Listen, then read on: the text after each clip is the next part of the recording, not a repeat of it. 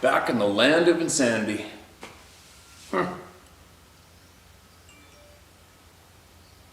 Funny, oh shit. We're gonna battery to do this. It's weird when I go and dive into my northern life, which I like to call it. And northern life, man, rural life, it's like that is the real world to me. And there's no bullshit there. There's just none. And everybody's existing, everybody's doing their thing, everybody's happy and content and not wrapped up in this insane horse shit that mainstream has a majority of the population focused on. Anyway, I'm not rambling about that, but I'm just getting at is when you jump, I always encourage people to jump out of your bubble. You have to jump out of your bubble, meaning leave the country. Whatever, go away. You need to leave your current existence and observe it from a distance. It's like jump out of your bubble and you gotta look down in your bubble and see what's going on with more clarity. And that works for me anyway. When I go away and then and I get to do exactly what I'm meant to do full time in a way, like daily. And it clears your mind, it clears your vision. The sad thing is that when you jump back into having the global shit show stuffed in your face every time you turn around, it the unfortunate of some of the times, the unfortunate of the times is just so blatant. It's frustrating. You want to fix it, and you can't fix it. I guess you can try, but I guess what I'm trying to say is maybe I'm just going through a little bit of a kick in the face with current various so-called realities, now that I'm back. Something to be said about living in the absolute real world, being healthy. You move your body daily, you move your body, you move your mind, you use all your senses. It's such a healthy thing. And like I said before, unfortunately, it also makes you become very aware. And that can be challenging at times for what you become aware of. Some of you are getting what I'm saying, some of you are thinking, get on with it, so I'll get on with it. Here I am. Oops, why does this phone keep on doing weird shit? Let's see, I'm gonna have to put that battery on a slow drip, so hopefully this lasts long enough to get some more voices heard, which is very, very, very important, especially today. I will tell you what. All right, what's this? All right, there's a bunch of politicals. I get emails of all sorts of different topics, so I have to. All right, what's this one? A brief story and theory. All right, let's start off with this. From a doctor. Steve, thanks for what you do and who you are. The no-nonsense approach and inclusive, appreciative manner you conduct yourself is both refreshing and inspiring. Thank you for the kind words. I've had an encounter, possibly two, in the 70s, which I'll relate briefly. But in the face of the stories told by your good self, this one is rather tame. It's more my theory that I'd like to simply out forward for consideration by yourself and listeners. That my first encounter, such as it is, by way of background, I grew up on a dead-end street with my backyard next to the woods in northern New Jersey and spent my time mostly in nature. Did a lot of fishing, but my family wasn't a gun family, so I didn't learn about all that and hunting until I was an adult. That said, I developed the capacity and art of how to be still and adjust myself to surroundings from a young age. I've always been the one in any group who would see the momentary glimpse of a deer, rabbit, fox, or a bobcat, etc., when no one else did. I just had radar. Still do. Anyway, when I was around 30, I found myself in Oregon, married and going to a chiropractic school in the Portland area. We lived out of town in the Columbia River Gorge and used to hike every weekend. One weekend, we drove out toward Cascade Locks and crossed the bridge to the Washington side of the river. We stopped at Beacon Rock State Park. Beacon Rock was this monolith maybe 800 feet tall that the Lewis and Clark expedition climbed to get a peek down the Columbia River. There's a hiking trail around it. To make a long story short, we parked the cars and had to walk under the railroad trestle to get to the rock. I noticed a rail bed was a good 12 to 15 feet tall, made out of packed earth and coarse gravel. Well, we climbed the rock, which was quite steep, and enjoyed the view both up and down the river. On the way back down, we stopped for a breather about 2/3 of the way down and had a nice view east upriver. Beacon Rock was in Skamania, Washington on the river and just below Mount St. Helens. This was a year before it blew. While gazing out, I happened to catch something I initially thought was a large man with a dog literally leap up that railroad embankment in 2 strides. I thought, holy crap, who's that? And then it crossed the meadow with cows in it. I changed the who to a what. It had super long arms, abs, and a long stride that reminded me of the old Keep On Trucking poster. The dog ambulated like a chimp. So I soon realized it was probably a Sasquatch. It walked between the cows, which were in the pasture, allowing me to calculate its size. It must have stood 8 to 9 feet tall based on my thumbnail proportions, given the cows are about 5 feet high at the shoulder. We watched it for a few minutes. Wow, that's a long time. A few minutes is a long time. It had gone towards the river to a little slough which ran at a diagonal, then squatted down. I could see all black, hairy. And a bit of glint from the sun on his face. Strangely, I got a kind of timeless sense of peace. We decided to leave it alone and not report it. We returned the following weekend to scout the area and look for hair or footprints, but it had rained extensively that week, and we got nothing. My other encounter was simply that I woke up one night with a tremendous sense of evil and foreboding, and I saw a large dark shadow outside moving. I got the message to not come out, stay inside. I was living in the hills at a place called Mountain Home Ranch at the time, and it was surrounded by the coastal range of Northern California. I've since come to understand it was probably one of them, but at the time I wasn't sure what. Now for my theory. There's a science called epigenetics. Epigenetics, simply speaking, it addresses the notion that our environment can and does change our genetic expression over time. It's the very mechanism and adaptation which has been called natural selection. It can commonly be seen in hogs, which have gone feral, and within a few generations have changed their physical expression radically from the barnyard animal its ancestor was. In fact, it can often take forensics to tell the difference between a true wild boar and his feral cousins. Yeah, I'm aware of that one. It doesn't take long for them to get covered in fur, does it? What if humans had the same capacities? What if, over the millennia, certain humans were either driven out of or voluntarily left human civilization and reverted to the wild? Then over time, they need and become a bit by bit a distinctive species like feral hogs. As for their large size and sometimes supernatural capabilities, the size could be an adaptation of the strongest of these breeding together over time, and supernatural abilities are certainly available among normal Homo sapiens. Just look at the disciplines of yoga and Taoist practices. There's much out of the ordinary accomplished by certain types of physical training. A good example of this is Wim Hof, the Iceman who can withstand the cold and even bacterial toxins. I've been practicing his techniques for a few months now. I'm currently 73 and have a physique and health of a strong 50-year-old. I'm certain we all have many more abilities than we know based on my own experience. But that's a story for another day.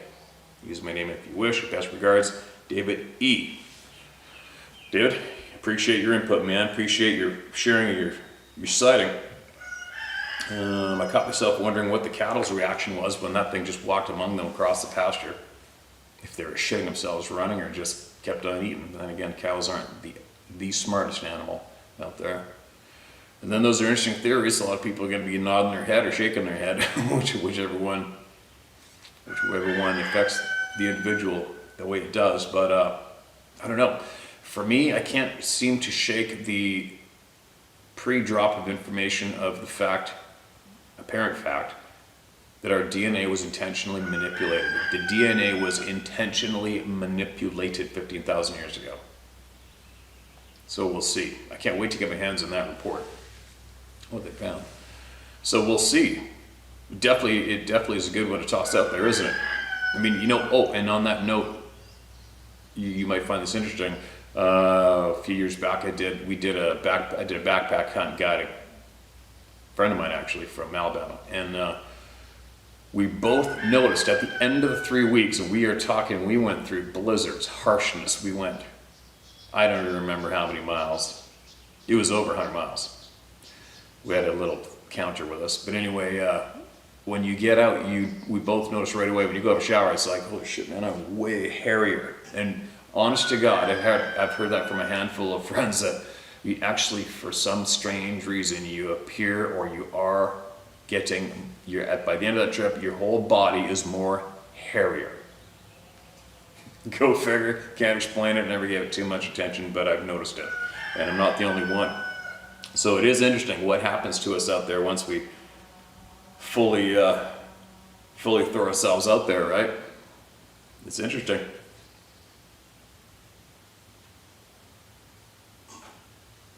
All right, where's another one? All right, here's another one. This is the title, One at a Time. Thanks again for sending that email, man.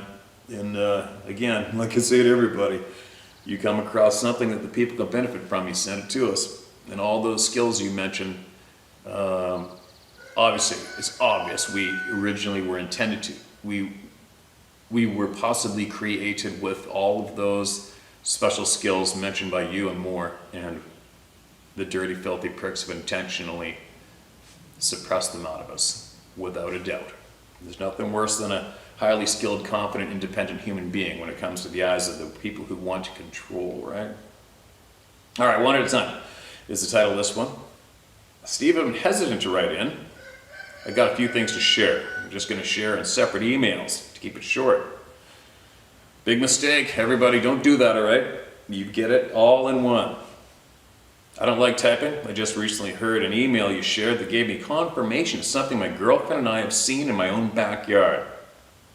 The email that triggered me to share was from A Hunter's Life is Forever Changed for November 7th, 2021. Upload. The email by Michael from Land O'Lakes, Florida. He's talking about the owls. My name is Martin B. I don't care if you share my name. I live in Ohio, far from Florida, but I believe maybe we have seen the same being. I don't really care if anyone believes me. I know what I've seen. My girlfriend is my confirmation that I've seen it. Confirmation from Michael is that I could have swore it was a big owl. And I now know for sure. I live in the city with a patch of woods behind my house. It's not a real big patch, but it's a patch in the middle of the city. I get deer, raccoons, groundhogs, squirrel, and apparently owl men. To keep this short, this is how it happened. My girlfriend was doing the dishes, looking out the window when she seen it first. She called me over to look out the window to ask me what I thought it was she was seeing. I looked out the window to see what she was seeing, and I felt like I couldn't really focus my eyes on it. And I have 20/20 vision, so it's kind of weird to me. After looking at it for a couple of minutes, I asked her what she thought she was seeing, because I'm seeing a big owl head looking over some thick brush in the back part of my yard in the woods. I still felt like I couldn't focus my eyes on it. So I decided to walk outside and see what it was. I know everyone probably won't believe me because I don't have pictures or film. I honestly couldn't tell you why I don't. I usually have my phone on me because I'm always seeing weird things around me, usually in the sky. For some reason, I walked out there, walked in the middle of the yard, looked at it for about a minute, and then walked back in the house and pretty much forgot about it. That's weird. It was so weird. I got a really good look at it. It was maybe 50 feet from it. The only difference from his description is this was brown with a lighter face and black speckles. It had feathers, was really big, was thinking at least 7 feet. What? Could only see the head from inside and could see the head and midsection from where I was outside. It didn't move. It just stared at me. I wasn't scared. I wasn't really thinking anything, honestly. I can remember everything like it was yesterday. I just came back in and told my girl it was a big owl. I pretty much forgot about it. We went back and looked about a half hour later and it was gone. I really can't tell you why it played out like it did. It was the weirdest thing. I can't really explain it. Anyways, that's the first share, definitely not the most exciting. It's been bothering me since I seen it because I have not heard of anyone else seeing this being. I have a few more emails I can share and some pictures of other beings to share when I write back in. This is way more than Sabe. There is way more than Sabe in the woods. Thank you for doing what you do. I know this is helping people because it helped me. Keep doing what you're doing because the truth is going to come out and I believe it's going to be soon. I have my own theories and thoughts on some things I will share in later emails also. Okay, man.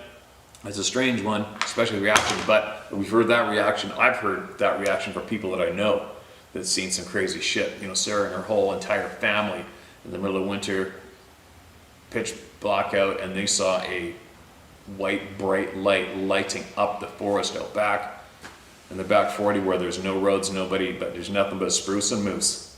And they all looked at it like, holy shit, and they went back in and that was it. Right, carry on. It's odd, isn't it? It's odd how many human beings have that reaction. And then, and also when you follow up, when you ended your email with, you know, keep going, the truth is going to come out soon. Well, the truths are coming out with every single email. That's what my brain says to me now. When you hear the truth from the people, there's not much more for us to wait for. You know what I mean? Because the people who are over here, who possibly have the majority of the control to feed the majority of the people information, well, they're just people. They're no better than you or I. They're no more important than you or I. And they do not deserve any more or less attention than you and I. So my feelings are, when the people speak, the truth comes out, and that's it. Right? We have to somehow stop. I mean, we're all guilty of it, but we have to somehow turn it around and take that power away from a group of people that's over there. Because they're just people. And they're having their ride called life as well as us. And they're in no position as a group to decide when or what to dictate to me what's up. Right? It's only the experience and the knowledge gained by individual equal people, shared with me, shared with you. That's truth. I'm babbling. I'm a 2 coffee babbler this morning. A 2 coffee babbler. Here we go. Thanks again for sending that in, man. And I'm looking forward to you sharing more when I can find them. All right, here's another one. My 2 encounters and the in-between over 35 years. Hello, Steve. Enjoy your videos. Thank you for giving people like us a place to talk about them. My story took over 35 years to unfold, and I apologize for the length, but I feel that all the parts of my story are very relevant to the subject of all things Bigfoot. For the longest time, I couldn't decide if I should report this sighting or not.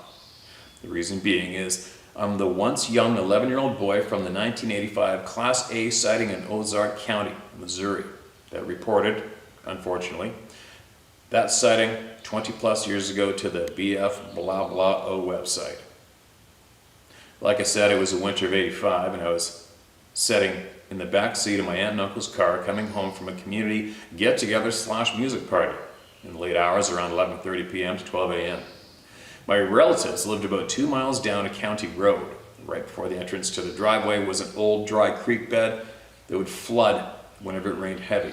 So it was always full of large rocks and always bumpy as it did not have a cement slab to drive over it. Directly to the right of the dry creek was a driveway from an old farmer that was well known in the community and had built the house sometime in the 30s to 40s.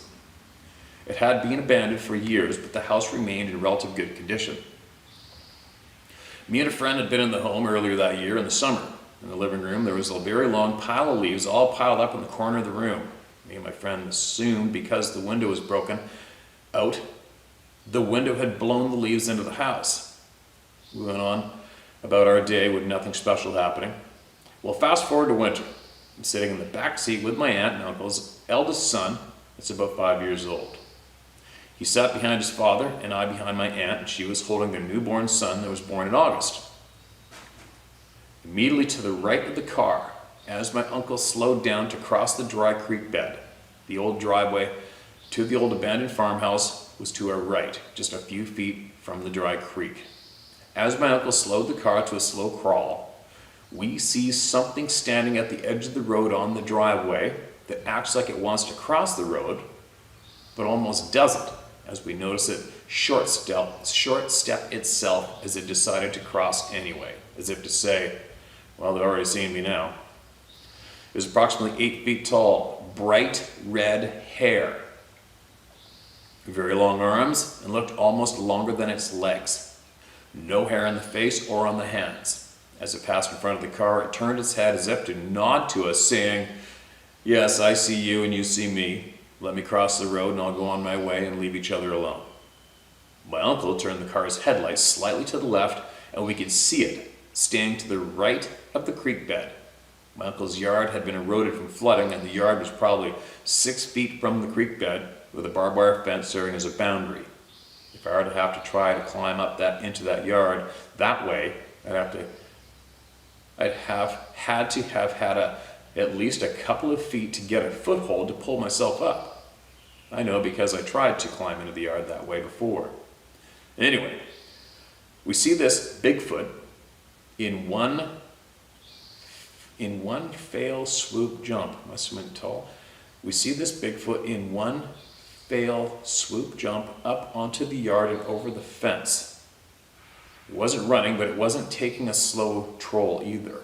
It walked through the yard, past their house, up the hill in the yard, and went straight to the gate that led into the pasture, and from what we could see, jumped the gate in one motion and was gone. I was scared to death, to say the least. The only other time I grew concerned was when I was in the woods at my home with my parents, but I'd built some teepees and a log cabin to hang out in, as the woods was my playground growing up. One day while I was clearing some brush, I could hear something walking as I was walking. When I stopped, it stopped. I did this action about 3 times, but on the 4th time when I stopped, it kept walking. What caused me to worry was I could hear it getting closer and closer, but I could see nothing. I cleared the brush out in those woods from all the trees at height as high as 6 or 7 feet and cut all the underbrush, rose bushes, etc. So visibility should not have been an issue, and where my little hideouts were built along an old wood cutting road, which I'd kept clear as well. However, I could never see what was walking closer and faster to me and my cousin. Funny thing is this is the cousin that sat in the back seat with me during my first Bigfoot encounter. I told him to run, and I would stay to fend off whatever was almost upon us. After I saw my younger cousin getting close to the yard, I held my hatchet and began to run for my life. I quickly caught up to my cousin, and without missing a beat, I scooped him up, carrying him the rest of the way. I yelled into the woods, once safely in my yard, as if to say to whomever was in the woods, trying to scare me and my little cousin, that I was not scared. I was going through puberty at this point, so I was full of piss and vinegar, like most country boys at that age. My cousin was my junior by 6.5 years, and I was beginning to work out hauling hay, mowing yards, and lifting weights. So I was almost certain, had the fight been fair, I could have defended myself and my cousin. But I didn't really want to if I didn't have to. Seeing one Bigfoot is rare, but to have seen 2, I would imagine it's unheard of. Since 1985, I've grown up, been married for 27 years, father of 3 sons, and now a grandfather. I, with my parents, moved north from Ozark County, where my first sighting took place, to the adjoining county of Douglas, just before my 14th birthday. I returned to Ozark County to begin my family And about 20 years ago, moved back to Douglas County, where I currently reside, west of the small town of 3,000 people, the county seat. My wife and I purchased a nice sizable tract of land, less than 8/10 of a mile, near a small river/large creek with good fishing, so wildlife is abundant. One day, late spring, early summer in 2015, my oldest son had just graduated from high school the year prior and was working a day job, but still lived with his mother, and I along with his 2 younger brothers. However, on this day, it was my son and I at home on that afternoon around 4 to 5 p.m. at the latest. My son, unfortunately, had become a smoker, and while he's an adult at 19 years of age, we didn't allow him to smoke in the house, which later, thank goodness, has quit. I've always had a very close relationship with my sons, and I've always enjoyed long conversations about various things. As we were talking about what I do not remember, my son said he is going to smoke. I stood up, walked with him, as he opened the front door, venting tobacco smoke. We were both positioned to see straight out across the yard toward a small dry branch, at the edge of my yard. A few years back, a female black bear with 2 cubs less than a quarter mile from our house had been seen in a tree in the parking lot of an old abandoned church with several big oak trees. We'd been on the lookout for possible black bear sightings, as they are somewhat rare, but hadn't seen one, or at least that's what we initially thought. My son opened the door and we both saw almost instantaneously a black figure standing on 2 legs, looking straight at the house. Just as we saw it, it saw us and squatted in a downward movement, still on 2 legs. My son said, "Dad, is that a bear?"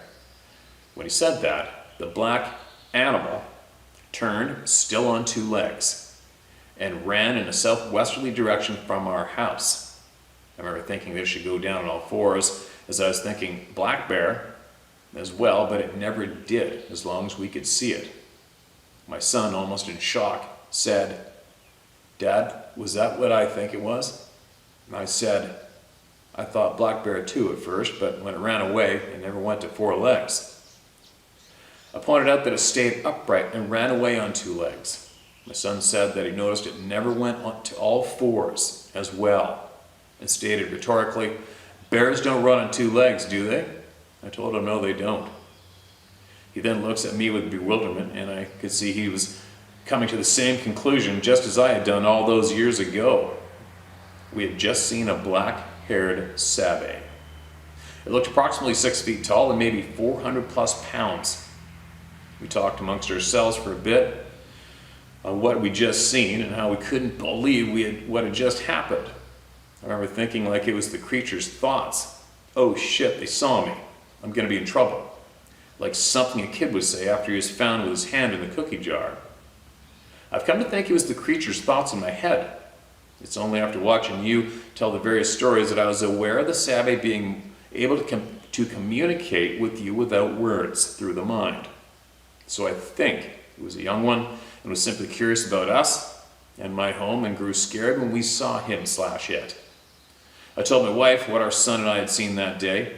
The next day I decided to walk out to where it was standing and look for tracks or sign. Stepping down into the little dry branch, I could see a smeared footprint in the very damp, almost wet soil, then turned where it had appeared to be seeing it. Then turned to where it had appeared to be seeing it. Had a clearer view of our home based upon where it had stood when I saw it. There's no paragraphs. This is all. It's the way of saying it, I don't know. Sometimes it'll confuse me. There's a perfect little rectangular space in which you could view my home unobstructed, and I saw a green branch that had been pinched cleanly off from an overhanging branch and laid it perfectly on the branch below. I placed the branch where it was clearly connected to the tree it had grown from. It was the one branch that would have affected the perfect view of our home. After several months without further incident, I received a phone call from my cousin that lived approximately 6 miles due west of us. Our highway is a small 2-lane road that reads pavement ends, and it turns in a gravel road. If you travel the road all the way, it takes you to a similar highway, and my cousin lived southwest of the intersection of said gravel road and small 2-lane highway. Strangely enough, my cousin I was talking with was in the car back in 1985 during my first encounter with a Bigfoot. He'd sent me some pictures on his cell phone. He raised fighting chickens and had a Great Pyrenees dog to protect them from predators. It just snowed several inches, approximately 8 to 10 inches, through the night. My cousin went outside to feed and water his chickens, but as he walked closer to where his roosters were, staked to the ground, he saw a leg attached to the lead rope, but no rooster. As he looked further, some had been ripped out of the ground, which were staked with concrete, but pulled freely and thrown out into the pasture that was around his yard. He was very puzzled, to say the least. He then went to the chicken coop to feed and water his hens. Upon entering the coop, he looked upon a macabre scene. All his hens had been savagely killed. None of them had been eaten, only killed, torn to pieces. Some ripped in half, but all were dead. As he left the coop, he called for his dog, but to no avail. He then looked for his dog, a Great Pyrenees, and found her dead. He went back inside, called the Missouri Department of Conservation. Before the agent arrived, he went back outside there and he saw prints, as if someone was walking barefoot in the snow across his yard by the dead chickens, only to cross the fence, and then said the tracks just disappeared. Upon the conservation agent's arrival, they began to discuss what could have killed his flock of birds. The agent said it appeared as if his dog had been grabbed by her tail or her back legs and swung back and forth on the ground like a rag doll, completely breaking and smashing almost every bone in the dog's body. The agent placed trail cameras in an attempt to catch what possibly was responsible for the death of my cousin's entire flock of chickens and his dog. After 2 weeks, the camera failed to capture anything that could have possibly done the deed. He told my cousin that the only thing he could think of that made said tracks was a large primate or a person with extremely large feet, but couldn't reconcile why someone would do it barefoot. He also said that there was another explanation, but he couldn't say that that was what it was, as it has not been proven to exist by science. Bigfoot, yeah? Fuck science. What I find to be most curious is when I had my first sighting back in '85. I was with my aunt, uncle, and their oldest son that was sitting in the back with me. My aunt was in the front holding the newborn 3 to 4 month old son. The baby is the cousin referred to in my account of said events, now a grown man. Fast forward 2015, 2016, then approximately 2 months later, upon returning home approximately at 9:30 or 10 p.m., my wife and I turned off the vehicle and exited the truck.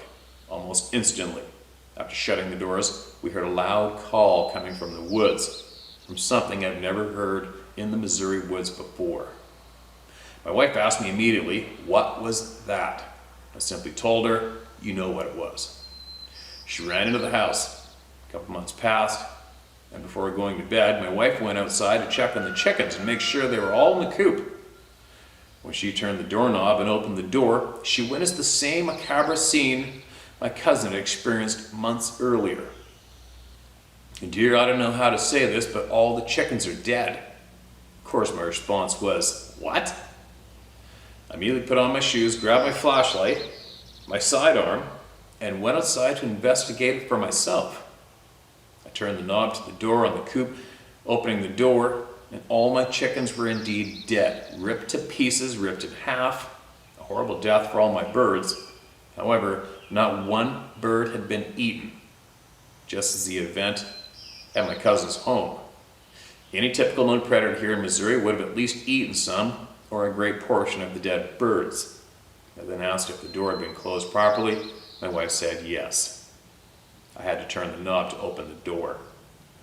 I did an inspection of the coop and running an area for holes in the wire as for holes dug underneath by a predator to gain entry into the coop, and I found nothing. 2 things struck me about the incident. One was whatever killed my chickens could open a door and by default had to have opposable thumbs. So that ruled out any natural predators in my mind. Number 2, second, was where I put the recently purchased pre-assembled chicken coop. I had the delivery man place it at the edge of my yard exactly where I and my oldest son had seen what I believed to be the juvenile 6-foot-tall solid black Bigfoot looking directly at my house. Then lastly, about 1 month later, we let our female English bulldog outside to use the restroom. I heard her growling and barking at something which was uncommon for her. She was a very gentle-natured dog, and when she barked at something outside, it usually meant there was indeed something outside in the yard. However, all at once she fell silent. My wife went to the door and let her back in. She didn't come back to the porch despite repeated calls for her. Still no dog. Then my wife saw her through the ambient light from the lights on said porch in the driveway, and she wasn't moving. I put on my shoes, grabbed my flashlight, sidearm, and went to investigate, and my 2-year-old healthy English bulldog lay dead in the driveway. As I was preparing to bury her, I looked at her and could see a massive swollen area on her left side of her head, upon where it looked as if she had received a blow so hard in the head it killed her almost instantly. Where the suspected blow had taken place, it has swollen and began to turn dark shades of purple. From feeling my dog's face, it was pliable, feeling as if her bones in that side of her skull had been broken. She had no other marks in the rest of her body. I've had chickens since, and until recently, no mass killings by predators until just a week ago. As for dogs that I allow to spend any significant time outside, it's not without supervision. 2 sightings of Bigfoot within a 35-year span, according to Bigfoot research and what I've seen on television, podcasts, YouTube, and reading countless eyewitness accounts, etc., it is extremely rare to see a Bigfoot, let alone 2 distinctly different individuals, is it not? I'd rather have won the lottery twice if I had to pick a rare event to participate in. I've had no further incidents since. Just reading your comments below and watching your videos over the last couple of months, I now realize why me and my cousin played paintball during my high school years would come to haunt me to this very day. We'd put on our safety gear and I'd hit my head on the ductwork in his basement, making the top of my head very sore. I chose not to wear my hat. My cousin, however, did wear a hat that day as we were walking into the woods to start our game of Capture the Fort. After the game was over, having never actually been together during the match, I saw him wearing the ball cap and aiming at it while he was on his designated territory. Then he makes a break for the fort. He then sees me with the hat on, and he's using it to take aim at me.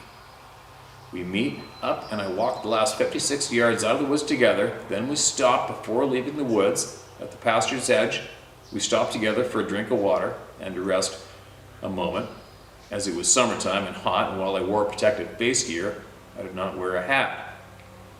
However, I take the hat off to wipe the sweat from my forehead, and I look at my forearm to see how hot I truly was. I seeing my right hand holding hat. Hold on a minute. Excuse me. However, I take my hat off to wipe the sweat from my forehead and look at my forearm to see how hot I truly was. I see my right hand holding the hat. I turn to my cousin. Dude, what am I doing with your hat? He looks at me and says, that's your hat, man. He reaches for his head as if to find his hat. Wait, I didn't wear a hat today. I told him we'd wore it out here, and I saw him on the other side of the creek wearing it and gave his location away. And I started shooting paintballs at him. Okay, he's got the at sign and and sign, and it's turning into signs and not letters. I'm screwing up. This is a lengthy one. Please be patient. I apologize. I'm not a professional.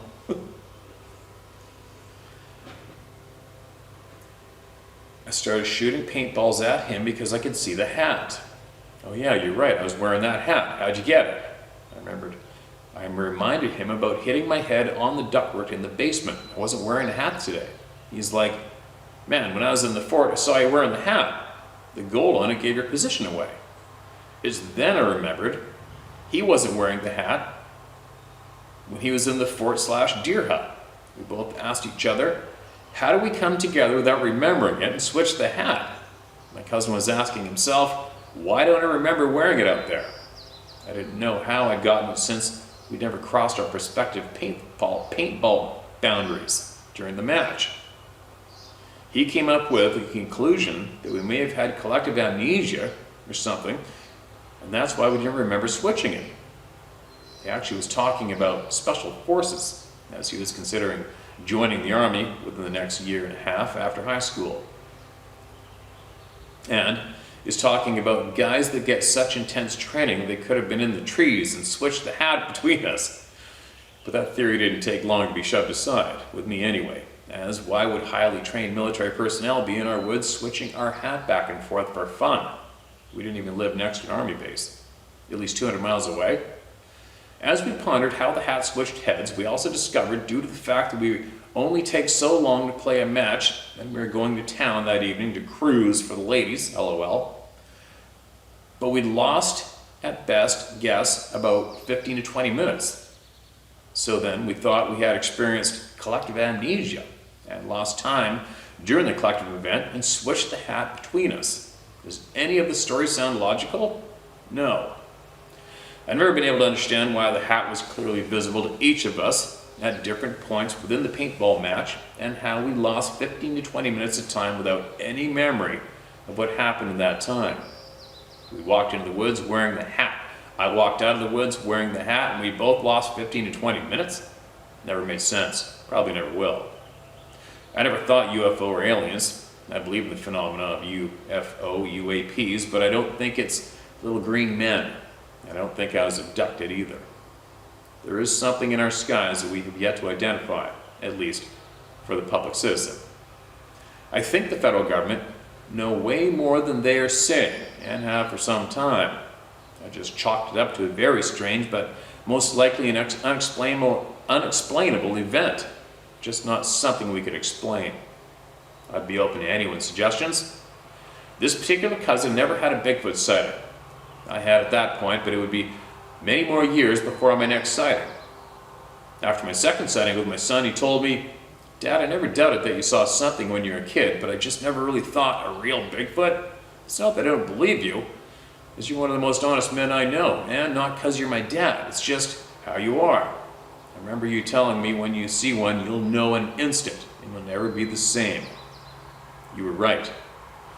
I now know why you go into the woods with a rifle/pistol, and sometimes a second pistol, or a BUG, and a hog leg of a knife.